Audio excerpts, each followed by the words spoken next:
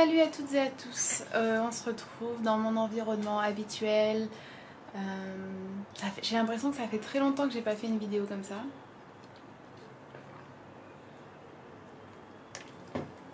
Alors je suis désolée parce que il y aura peut-être quelques petits bruits durant la vidéo. J'ai les fenêtres ouvertes parce qu'il fait super chaud à Paris.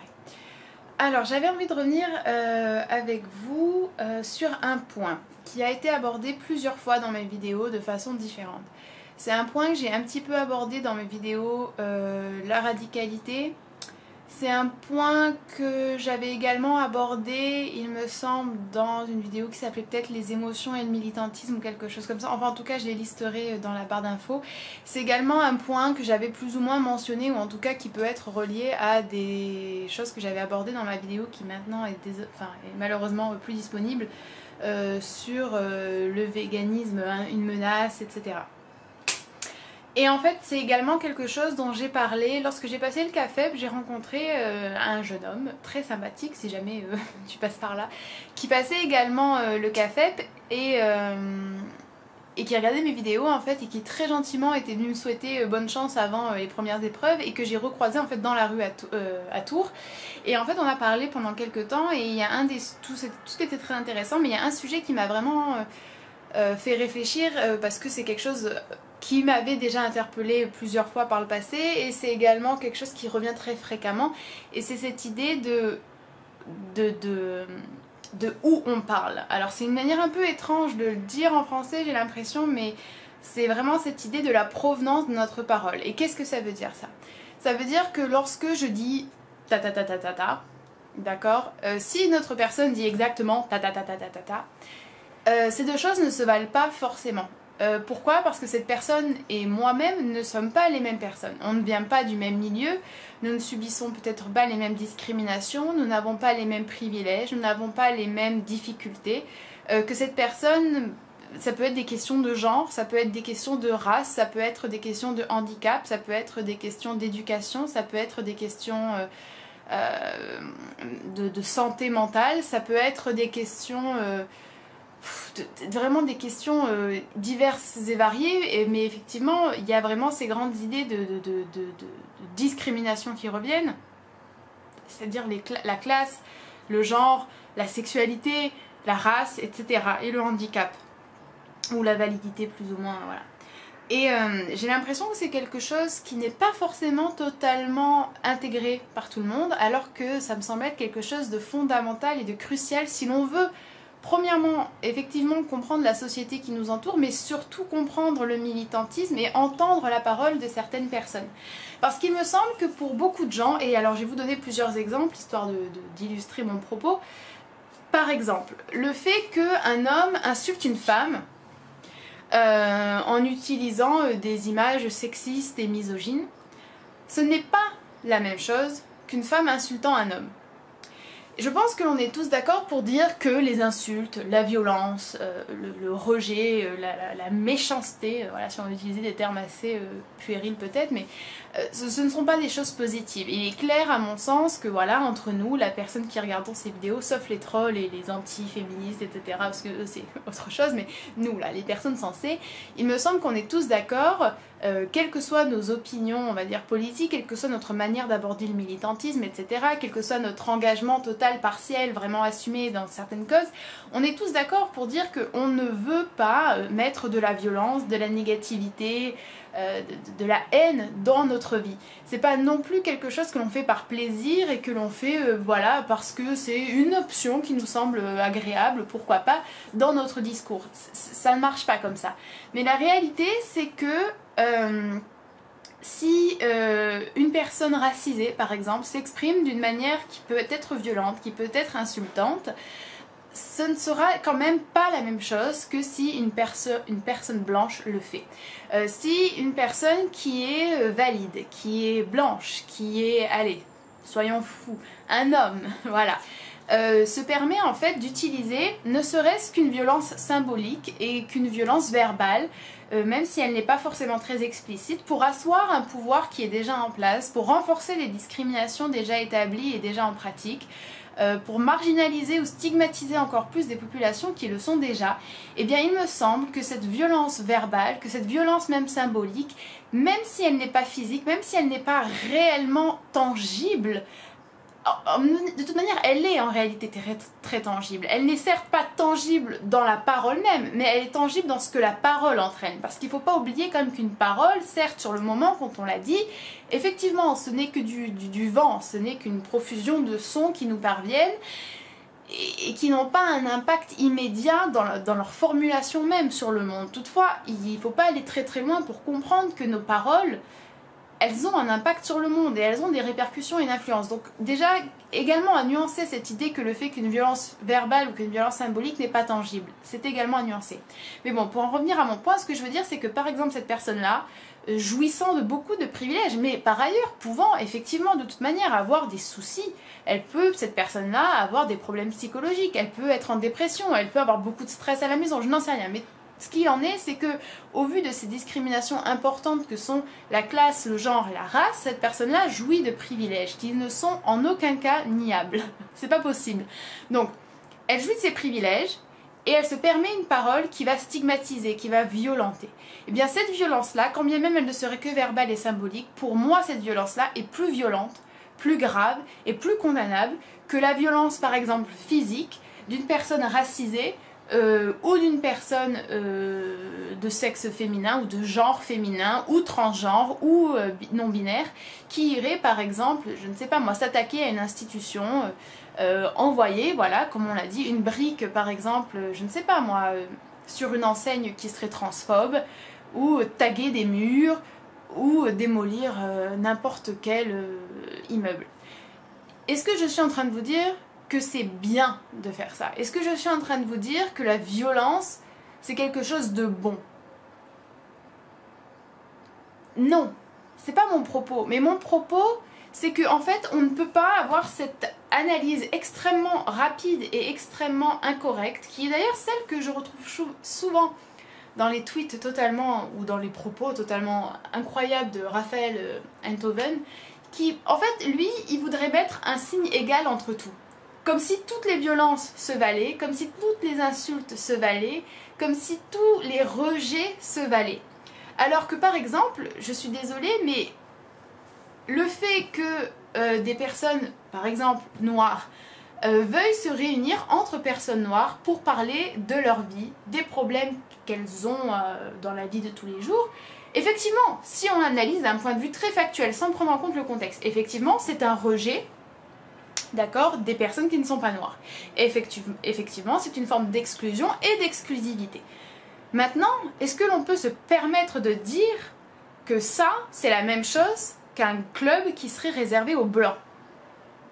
J'espère que là, tout le monde se rend compte en fait de l'absurdité de la chose. C'est pas du tout la même chose. Au vu de l'histoire, au vu de la société, au vu de la situation actuelle et au vu des dynamiques de pouvoir et de domination qui sont à l'œuvre dans cette société.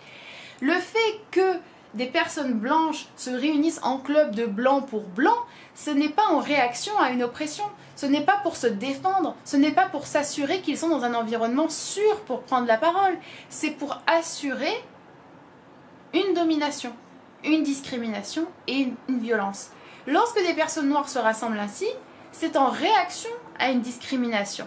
Et c'est ce que l'on pourrait qualifier presque de défense. Et de toute manière, dans la loi, il y a ce que l'on appelle la défense, la légitime défense. Et j'aimerais que les personnes puissent que certaines personnes en tout cas puissent se rendre compte de ce que c'est réellement la légitime défense et arriver à l'étendre à d'autres domaines de la vie. Et quand bien même l'on nous dirait oui, mais toutefois, ça dessert la cause, c'est pas positif, ça vous mènera à rien, c'est faux. Factuellement et historiquement, c'est faux. En fait, si vous regardez l'histoire et si vous regardez les révolutions, cela ne s'est jamais fait par la non-violence. Alors, je ne suis pas en train de vous dire d'aller tuer des gens, d'aller frapper des gens. Je parle de violence au sens peut-être d'agressivité dans les paroles, peut-être de non-filtrage dans les paroles, peut-être de dégradation de biens, peut-être de refus d'obtempérer à des forces de l'ordre, etc. c'est ce qui s'est passé dans toutes les révolutions, c'est ce qui s'est passé dans absolument toutes les révolutions et toutes les remises en cause de l'ordre établi.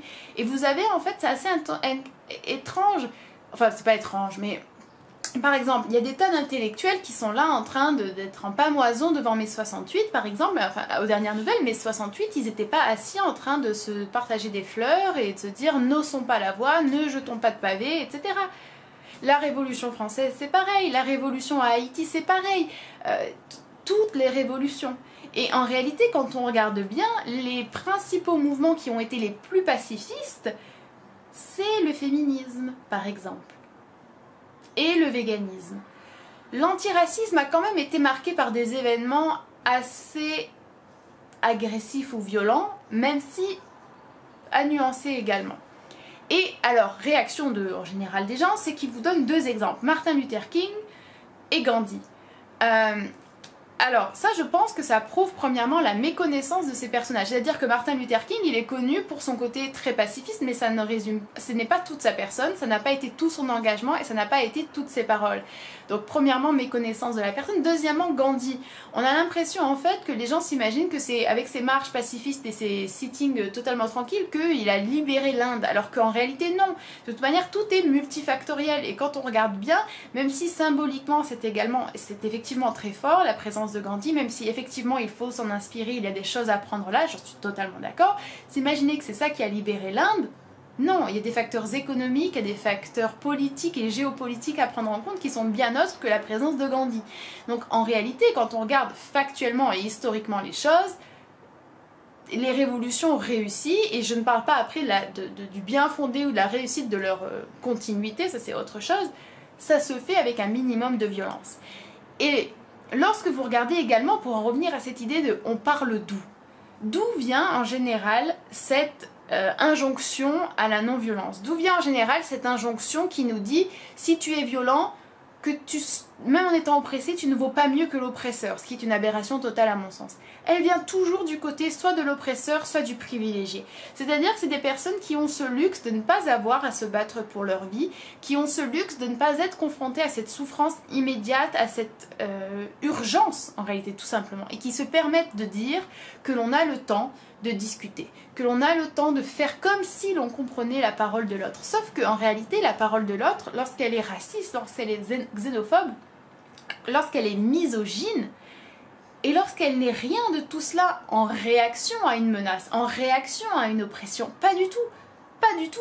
Cette parole-là ne mérite pas d'être écoutée, à mon sens. Et en tout cas, cette parole-là ne mérite pas d'être prise en compte à la même mesure que la parole d'un oppressé ou d'une oppressée qui essaie de se libérer, qui essaie de faire entendre son histoire, qui essaie de faire valoir ses droits les plus élémentaires.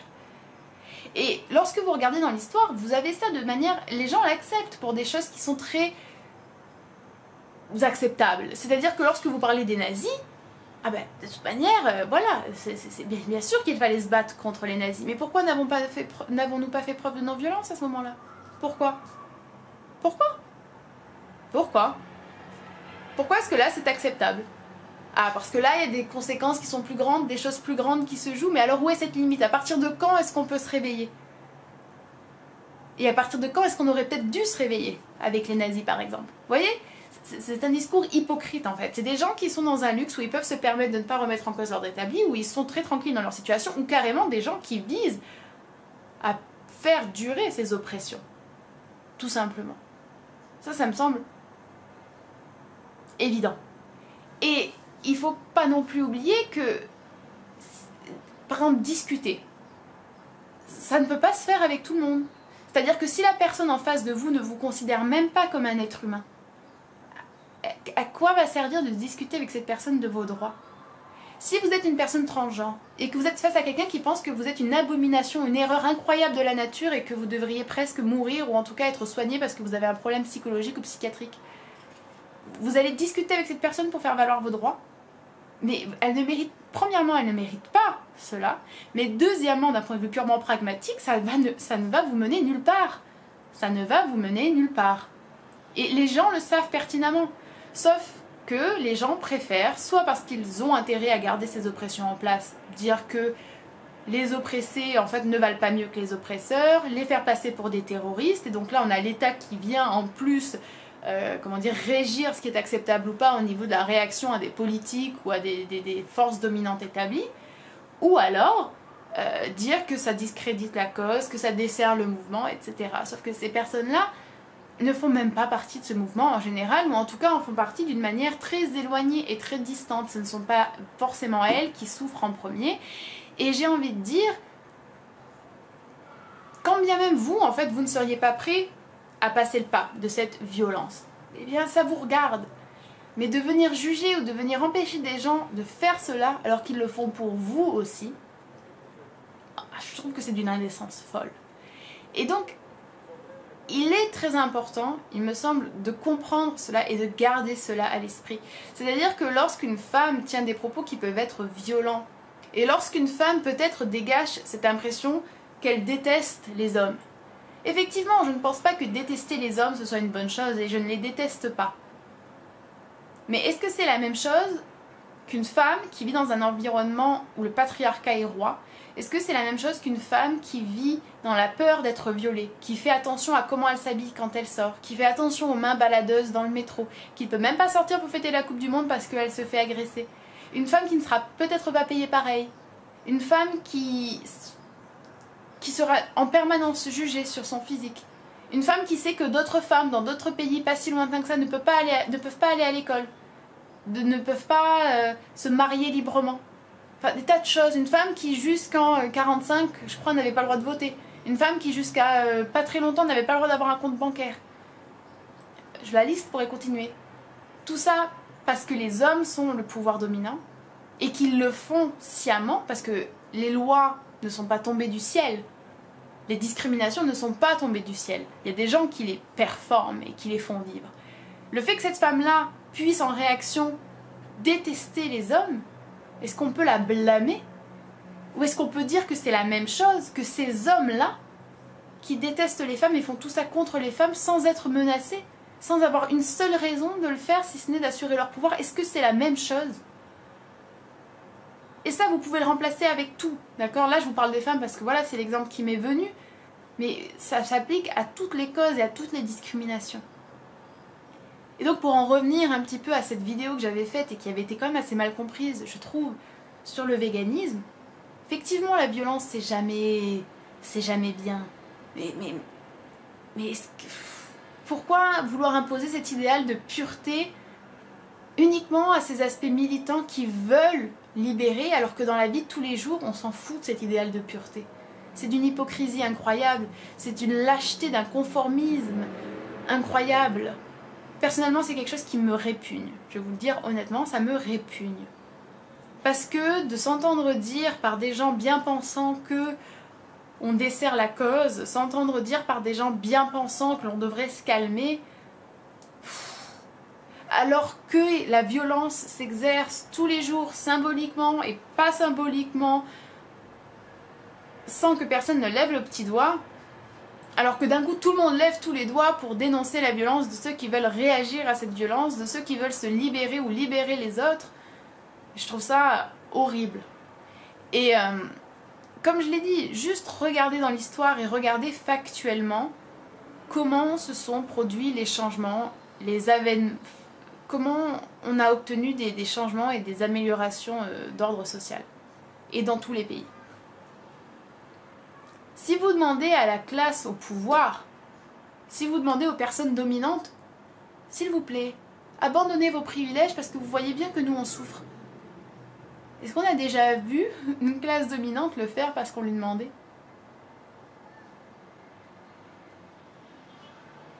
Non. Et est-ce qu'on a le temps de se dire peut-être qu'un jour ça arrivera? Si vous étiez la seule victime de cette oppression X ou Y, et que votre choix n'engageait que vous, ça vous regarde de dire peut-être qu'un jour la classe dominante se réveillera, aura une conscience. Mais à partir du moment où il y a d'autres victimes que vous n'avez aucun droit de venir blâmer, critiquer et mépriser des gens qui ont décidé qu'ils n'avaient plus le luxe d'attendre pour se libérer, en fait, et pour vous libérer vous par la même occasion. Voilà, j'avais vraiment envie de parler de ça parce que c'est un sujet qui me tient vraiment à cœur. J'espère que vous aurez compris ce que j'essaye de vous dire là-dedans. Je ne suis pas en train de vous inciter à la violence, je suis juste en train de vous dire d'être un peu logique, de regarder l'histoire, de regarder les contextes, de regarder les situations individuelles également et de faire preuve de discernement et réellement d'esprit critique. Non, toutes les violences ne sont pas les mêmes, non, toutes les insultes ne sont pas les mêmes, non, censurer la parole de quelqu'un, ce n'est pas toujours la même censure non plus. Ça me fait penser à ce qui s'était passé, c'était quand ça? Je crois que c'était l'année dernière en fait, quand il y avait... comment il s'appelle? Ah, bon, je sais plus son nom. Un néo-nazi américain qui s'était fait... on lui avait donné un coup de poing en fait lors d'une interview. Et ça avait suscité sur la toile cette question, est-ce que c'est ok de frapper un nazi? Mais en fait, juste, je trouve que le fait même qu'on se pose la question, c'est... Enfin, bien sûr. Alors, est-ce que je vous dis que frapper ce nazi, ça va résoudre le problème du nazisme? Non. Est-ce que je vous dis que ça va éliminer les discriminations? Non. Est-ce que je vous dis que c'est la solution à tout? Non. Non, je n'ai jamais dit cela. Est-ce que c'est la seule action qu'on doit mener? Non. La preuve, si vous regardez ma chaîne, de toute manière, est-ce que je passe ma vie à agresser des gens? Non, je ne l'ai jamais fait. Je passe ma vie à éduquer, à produire du contenu, à informer, à partager des informations, à encourager des gens dans l'affirmation d'eux-mêmes et de leurs idées. Donc non, ne venez pas me réduire à cette idée-là. Ce serait malhonnête de votre part. Mais, quand même, bien sûr que c'est normal. Bien sûr qu'on ne va pas emprisonner quelqu'un ou blâmer quelqu'un ou penser que quelqu'un est une mauvaise personne parce qu'il frappe un nazi. Et bien sûr qu'on ne va pas le considérer de la même façon qu'on considère ce nazi. Quand même, un peu de bon sens. Et si vous le voyiez dans un film, tout le monde se dirait bien joué contre la dictature, contre le nazisme, contre la barbarie, l'inhumain, c'est super. Par contre, à partir du moment où c'est dans notre vie, que ça nous concerne directement, là, c'est plus difficile de prendre parti. Réveillons-nous, réveillez-vous et réveillons-nous parce qu'on doit tous le faire de toute manière. Voilà, j'espère que cette vidéo vous aura intéressé. Je vais revenir bientôt pour des vidéos un petit peu sur la littérature. J'ai aussi une vidéo féminisme et anarchisme qui est en train de s'écrire. Enfin, je suis en train de l'écrire. D'ailleurs, ça prend du temps. D'ailleurs, j'en profite pour vous dire que si vous aimez mon contenu, si vous avez envie de m'aider pour que je puisse continuer à en produire de plus en plus, avec également de la recherche, des liens, etc., vous pouvez me soutenir sur Patreon. C'est exactement comme Tipeee. Et si vous donnez juste 1 euro ou 1 dollar par mois, vous avez accès à du contenu que je poste que là-bas, des vidéos, des posts, des photos, un petit peu comme un blog en fait, également des questions, beaucoup plus d'échanges et honnêtement ça m'aide énormément pour continuer à faire ces vidéos qui sont énormément de travail et énormément de temps. Voilà, merci beaucoup. Pas de pression bien sûr, pas d'obligation quelconque, mais honnêtement ça m'aide beaucoup donc j'en parle dans chacune de mes vidéos. Voilà, j'espère que ça vous aura intéressé, j'espère que vous allez très bien et je vous dis à la prochaine.